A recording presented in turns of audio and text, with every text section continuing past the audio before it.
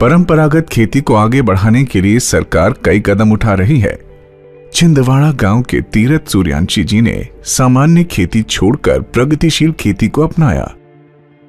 पहले सामान्यतः खेती की जाती थी, अभी उन्नत खेती चालू किए हैं। प्रगतिशील खेती अपनाने से छिंदवाड़ा गांव के तीरथ जी को कई सारी फसलें उगाने में फायदा मिला। प्रोग्रेसिव फार्मिंग से अपने को नई उन्नत किस्म की जो नई मक्का अभी आई है स्वीट कॉर्न, वो उसका फायदा मिला, तो उससे पुरानी मक्के से इसमें अधिक उत्पादन और रेट अच्छे मिल रहे हैं। सरकार ने प्रगतिशील खेती को बढ़ावा देने के लिए अलग अलग जगहों पर प्रगतिशील खेती का परिचय कराया।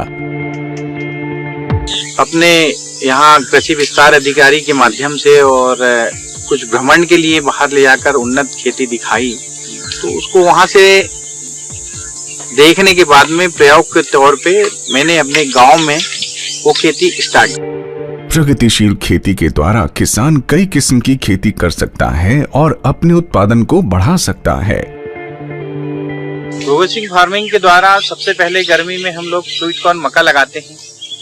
मक्का निकालने के बाद फिर ठंड के समय में आलू लगाते हैं, और आलू निकालने के बाद में सारे विकल्प खुले होते हैं किसान के। फिर उसके बाद में गोभी है, मिर्च है, भटा है, टमाटर है, ये सारी फसलें उगाते हैं जिससे लाभ अच्छा मिले। प्रगतिशील खेती से किसानों की आमदनी बढ़ी है, जिसके कारण से जीवन में कई परिवर्तन आए।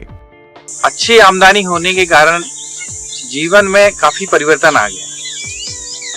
आमदनी होने से जो पुरानी जिंदगी जो जीता था आदमी घिसी पिटी, तो वो जिंदगी का परिवर्तन आ गया है। बच्चे लोगों को, हम लोग तो नहीं पढ़ पाए, बच्चे लोगों को पढ़ाई लिखाई में और इसमें सारी मददें मिली और जिंदगी में काफी सुधार की ओर। सरकार ने प्रगतिशील खेती के लिए कई सब्सिडी दी।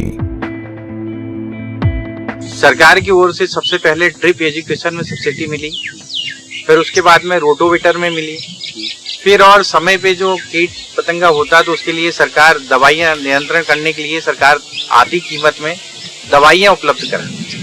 तो सरकार की ओर से जो फायदे मिले। छिंदवाड़ा गांव के तीरथ सूर्यांशी जी अपने किसान भाइयों को भी प्रगतिशील खेती करने के लिए बढ़ावा देते हैं।